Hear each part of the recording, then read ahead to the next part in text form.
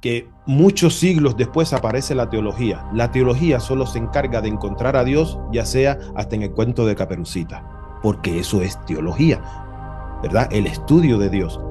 Si hubieran encontrado, en vez de la Biblia, hubieran encontrado la Odisea, de ahí hubieran sacado a Dios también. Entonces, ¿qué fue lo que sucedió con el antiguo, con el texto bíblico o con el documento bíblico? Que la teología se encargó de tomar los textos y afirmar que lo que decía ahí no era lo que exactamente el escritor decía, sino darle una explicación alternativa. ¿Por qué? Porque ellos no tenían la capacidad de entender exactamente qué era lo que el escritor estaba diciendo. Por ejemplo, cuando se menciona la palabra Elohim, es una palabra en plural. Bienvenidos, queridos amigos y querida familia de Libres Pensadores. Es un gusto estar con ustedes en otra nueva sección de Charlas con Sentido. Hoy tenemos nuevamente a mi querido amigo William Matamoros del canal Despierta, este es el tiempo. ¿Cómo estás, William? ¿Qué tal todo por Nebraska? Hola Pablo, ¿cómo estás? Es un placer estar nuevamente contigo. Y aquí en Nebraska, bueno, tenemos una temperatura en este momento de 3 grados. Está bastante frío, nublado. Algo complicado para esta época, pero todo bien, todo muy bien. Todo bien, acá también. Estamos acá con calor, allá hace frío, estamos polos opuestos. Y Ujú. bueno, acá estamos, William. El tema de hoy, de esta entrevista, es candente. Sí, sí, va a estar duro. ¿OVNIs en la Biblia?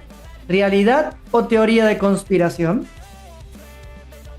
Eh, Va a ser un tema que va a poner a rascarse a mucho, pero tenemos que, para eso estamos. No estamos aquí para satisfacer los gustos de nadie, simplemente vamos a hablar lo que está escrito ahí, nada más. Y buscando traducciones, ¿verdad? Las versiones originales o los nombres de las versiones originales. Así es. Muy bien, amigo, comenzamos. Primera pregunta. ¿Qué es un Elohim? Bueno, no es muy difícil de responder porque primero tenemos que reconocer que ya no estamos en la época de la Inquisición, donde todo lo que uno pensara diferente era prohibido y era castigado con la hoguera. Eh, Hoy tenemos a mano muchas herramientas con las cuales podemos investigar. Y si queremos permanecer en ignorancia, eso ya es un asunto personal de cada quien. Pero si hay alguien que quiere ir un poco más allá y saber un poco más de cómo era la vida en lo de los antiguos, tenemos que obligatoriamente recurrir a estas herramientas.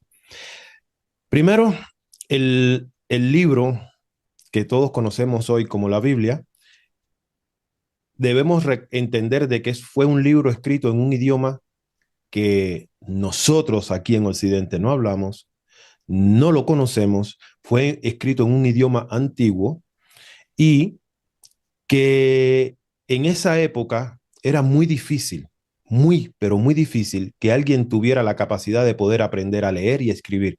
No solamente era costoso en dinero, sino que también era costoso en tiempo. Eran épocas muy, pero muy difíciles. Entonces, estas personas que tenían la facultad de poder escribir, ellos escribían exactamente lo que ellos veían, lo que ellos escuchaban. Pero ¿qué sucede? Que muchos siglos después aparece la teología. La teología solo se encarga de encontrar a Dios, ya sea hasta en el cuento de Caperucita, porque eso es teología, ¿verdad? El estudio de Dios. Si hubieran encontrado, en vez de la Biblia, hubieran encontrado la Odisea, de ahí hubieran sacado a Dios también. Entonces, ¿qué fue lo que sucedió con el antiguo, con el texto bíblico o con el documento bíblico? Que la teología se encargó de tomar los textos y afirmar que lo que decía ahí no era lo que exactamente el escritor decía, sino darle una explicación alternativa. ¿Por qué? Porque ellos no tenían la capacidad de entender exactamente qué era lo que el escritor estaba diciendo. Por ejemplo, cuando se menciona la palabra Elohim, es una palabra en plural. Todas las palabras en hebreo que terminen en im, Elohim, Malakim, Serafín, todo es plural.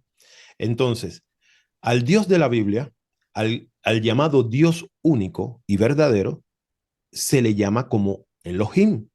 ¿Esto qué significa? De que si la palabra es un plural, entonces no está hablando de un solo personaje. Eran muchos los personajes. Y vemos el ejemplo cuando dice, y creó Elohim los cielos y la tierra. Quiere decir esto de que era un grupo de personajes los que estaban trabajando en, no en la construcción o creación de la tierra, porque a continuación la palabra que le sigue es bara, que es, no significa crear, o al menos no crear de la nada. Ellos estaban trabajando o remodelando lo que ya estaba. Entonces, Elohim, el significado real no es Dios, es lo más cercano es poderosos, jueces o gobernantes. Eso es lo que significa Elohim. Perfecto. Bastante desarrollado, pero muy bien. Con respecto a los Elohim, una pregunta extra. ¿Cuántos Elohim existen o existieron en las historias bíblicas antes de que se pusiera el tetragramatón o el llamado nombre Jehová? Bueno, exactamente la cantidad no te puedo decir porque estaría especulando, estaría mintiendo y estaría dando datos falsos, pero de que eran muchos, eran muchos. Si nos vamos al libro de Enoch, dice el libro de Enoch que un grupo de ángeles, aproximadamente 200, estos Elohim o Malakim, se establecieron en un lugar y allí hicieron un pacto anatema. Y ese pacto anatema era el de eh, copular con las hijas de los hombres, ¿verdad? Y enseñarles los secretos que habían aprendido o que traían ellos, que en realidad no eran secretos, solo era tecnología. Tecnología, no había secreto en eso. Era tecnología lo que traían y decidieron compartirlo con los seres humanos. Hay ciertos investigadores que alegan de que estos eran los malos. Yo no lo veo desde mi punto de vista y podrán, bueno, todos tenemos libre pensamiento o derecho a pensar. Yo en este caso no veo de que estos hayan sido los malos, porque fíjate de que después son castigados por el Señor de los Espíritus, así le habla o lo menciona el libro de Enoch, que es el líder. En mi opinión, dice Deuteronomio capítulo 32, versículo 8 al 9, de que cuando el Altísimo dividió a los hijos de los hombres, estableció límites, dice que también repartió la tierra junto con los hombres que estaban ahí, según el número de los hijos de Israel. Podríamos pensar de que cuando dice que según el número de los hijos de Israel está refiriéndose a pequeñas porciones de familias o a grupos familiares. A esto se los otorga a un Elohim y dice que la porción de Jehová es su pueblo, o sea, Jacob es su heredad. Esto lo que da a pensar es que eran muchos Elohim y que había un líder que estaba sobre ellos. Este líder en hebreo, la palabra altísimo en hebreo es el león, que es el que está por encima, ¿verdad? No significa de que sea el tope, pero es el que está por encima de todos los demás a quienes se les repartió la tierra. Entonces pueden ser muchos. En el libro de Enoch dice que eran aproximadamente 200 los que hicieron este pacto anatema. Este líder se llamaba Seminyasa, pero recordemos, hay uno por encima de él, que en el libro de Enoch se le conoce como el Señor de los Espíritus, ¿verdad? Enoch es llevado donde este Señor de los Espíritus, supuestamente por un ángel, que creo que en este caso es Gabriel. Gabriel, bueno, esto lo vamos a tocar más adelante, porque Gabriel no es un personaje eh, específico. Gabriel solamente es una función. Pero sí, son muchos, muchos los que estuvieron, los que intervinieron en este planeta. Perfecto, gracias. Lo siguiente que te quería preguntar es, ¿qué es, préstame atención, qué es la gloria de Jehová o llamado en hebreo Merkabah? Ok. La, la gloria de Jehová es un término que se da en la traducción que nosotros tenemos en casa, pero jamás aparece eso o ese término aparece en el hebreo. Eh, si quieren corroborarlo, es muy fácil. Hay una Biblia que tú puedes encontrar en internet, se llama Biblia Interlineal Hebreo-Español. Entonces, tú te vas a esa Biblia, te aparece el texto de la Reina Valera encima, abajo te aparece los textos en hebreo, debajo te aparece la traducción al español y encima del texto en hebreo te aparece un código. Este código es para cada palabra en hebreo que te da el significado, ¿verdad? El significado de la palabra que tú quieras buscar en específico. Cada vez que ¿Del se Strong? menciona la palabra o la frase la gloria de Jehová o la gloria de Dios, la palabra correspondiente en este código es kabod y en algunas ocasiones ha merkabah. Ok, ¿qué significa kabod? Kabod en su traducción es algo que flota pero pesado y ha merkabah es más. Si tú tienes en tu teléfono un traductor, bueno, todos tenemos en nuestro teléfono un traductor, solo agarramos, tocamos y pinchamos del hebreo y lo traducimos al español y solo menciona en el micrófono del traductor, solo di ha Merkabah y vas a ver cuál es el resultado. El resultado es la máquina de guerra. Entonces llama la atención de que cuando tú buscas el término o el significado de la gloria de Dios, te ponen algo etéreo, algo que maravilloso, algo que cubría al Señor y todo eso es una farsa. Porque hay textos donde dice, y vi aparecer la gloria de Jehová detrás de la montaña o la gloria de Jehová descendió, o sea, era algo visible y es más, no era solamente visible, tenía un sonido como de muchas aguas, o sea, como de turbinas, como de motores, ¿verdad? Entonces, ¿qué es la gloria de Dios? Bueno, hay un libro escrito por un hombre llamado Joseph Ben Aaron. El libro se llama La Última Advertencia, La Última Advertencia. Y en este libro me gustaría compartirte una imagen. Vamos a determinar cuáles son los nombres que se le dan a los diferentes dispositivos o, o máquinas, porque realmente son máquinas. Aquí él va desglosando según la traducción qué son y según lo que cuenta el documento y según el versículo, el trasfondo, ¿verdad? Él va determinando qué es lo que la persona en ese momento estaba viendo o el escritor estaba viendo. Te voy a compartir, si me lo permites, aquí lo tengo. ¿Sí? Em, aquí está.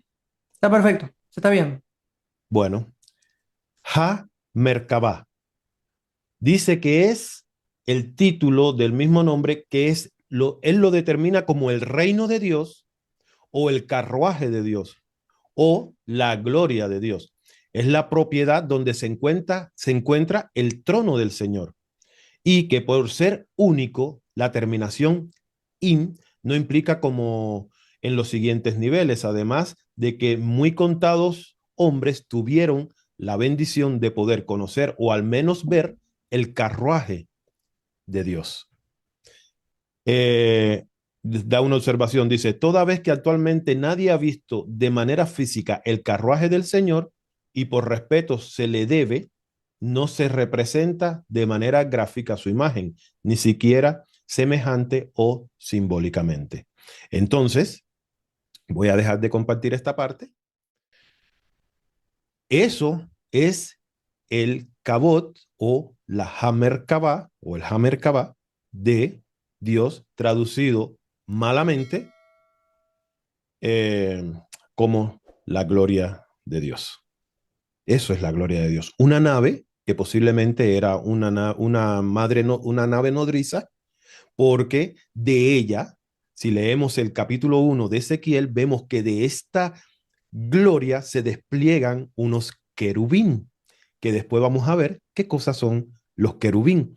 Que la gente tradicionalmente, cuando tú buscas, por ejemplo, en cualquier buscador, en tu buscador favorito, tú buscas la palabra eh, querubín, ¿y qué tú crees que te aparece? Un niño con alas, así. Así es, muy interesante, bomba para muchos y también disruptivo también a la vez. Uh -huh. Siguiente, William, los profetas bíblicos de la antigüedad tuvieron encuentros con seres de otros mundos, que se les llamó ángeles en el relato religioso. Claro. El, el documento bíblico dice en Apocalipsis capítulo 12, versículo del 7 al 9, dice lo siguiente: hubo una gran batalla en el cielo. Miguel y sus ángeles peleaban contra el dragón y sus ángeles. Y ya no hubo lugar para estos en el cielo. Miren la ubicación del lugar. No es en la tierra, es en el cielo. O sea, eh, todo lo que no es de la tierra, ¿cómo se le debería llamar? Cuesta trabajo decirlo, pero es así. Extraterrestre, porque no pertenece a la tierra. Es algo extra, de afuera. Y dice que no hubo lugar para ellos en el cielo y fue lanzado el gran dragón a la tierra y allí engañó al mundo entero. Estoy parafraseando porque no tengo ninguna Biblia a mano. Eh, pero el que esté mirando el video, por favor, vaya a su Biblia, corrobore todo lo que se está diciendo aquí, porque la manera o la mejor manera para saber si el que está parado aquí le está mintiendo o no es corroborando todo lo que se está diciendo. Ese es el medio de comprobación que tenemos. Entonces, si no son de este planeta, ¿qué cosas son? Si no son Extraterrestre. terrestres, son extraterrestres. Entonces, estos extraterrestres o estos personajes que son de otro lugar, desconocemos el lugar, ¿verdad? Aunque muchos apuntan a Orión por ciertas referencias en el libro de Job, estos personajes, al llegar a la Tierra, al planeta Tierra, ellos vienen con una tecnología muy, pero muy avanzada en comparación al humano de ese momento. Que claro, cuando los ve llegar en sus grandes naves o carros de fuego, ¿verdad? Se entiende que estos son los dioses que vienen de los cielos y los llaman y los adoran de esa manera. Eh, los ángeles, en hebreo, la palabra es malak o malaquín, que su significado debería ser mensajero. Ahora, los malaquín generalmente se mueven a velocidades según los textos bíblicos, a velocidades supersónicas. Tú haces el llamado de un malaquín y aparece en el momento. Aunque Mauro Viglino, en sus conferencias, dice de que no es así, que caminan como personas. Ahora, a menos de que el lugar o el dispositivo donde ellos se montan sean los que son rápidos, ¿verdad? Y la Biblia casi siempre hay referencias de que son semejantes a perlas. Si lo vamos a ver en Apocalipsis, dice que la semejanza de los ángeles son semejantes a perlas. Y aquí vuelvo a compartir pantalla, si me lo permites, y vamos a ver qué cosa es un malaquín según el libro La Última Advertencia. Déjame compartir pantalla. Volvemos. Si están parados, mejor siéntense. Dice Ha Malaquín. Malaquín, como ya explicamos anteriormente, todas las palabras que terminen en im es un plural. Malaquín, traducido como los ángeles. La terminación im, plural, masculino. Al final, igualmente afirma que son muchos. Estos objetos, mira cómo él los determina, no como personas, sino como objetos. Dice, estos objetos voladores al día de hoy son claramente reconocibles como esferas. Y si este dicho se afirma es por la descripción que se hace de ellos en Apocalipsis 21, 12 y 21, en donde claramente se describe su forma esférica. Este inciso se relaciona con el previamente expuesto. Entonces, déjame ver cómo dejo de compartir. Ya, dejé de compartir, ¿verdad?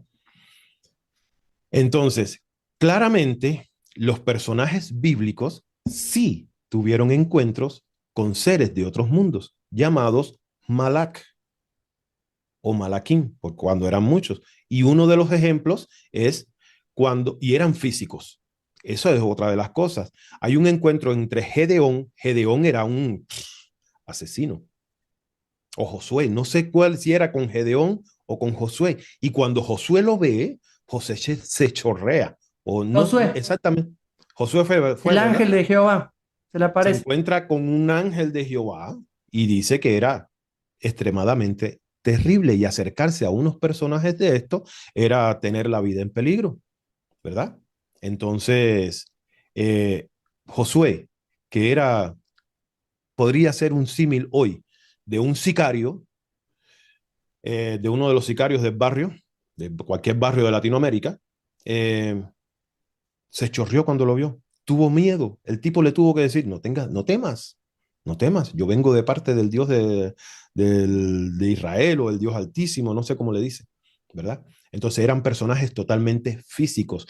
El hecho de que la iglesia los quiera poner como espíritus es porque quizás también, una para esconder la identidad y la otra porque quizás esta gente tenían tecnología que los hacía esconderse dentro de un rango de luz al cual nosotros no tenemos acceso, ¿verdad?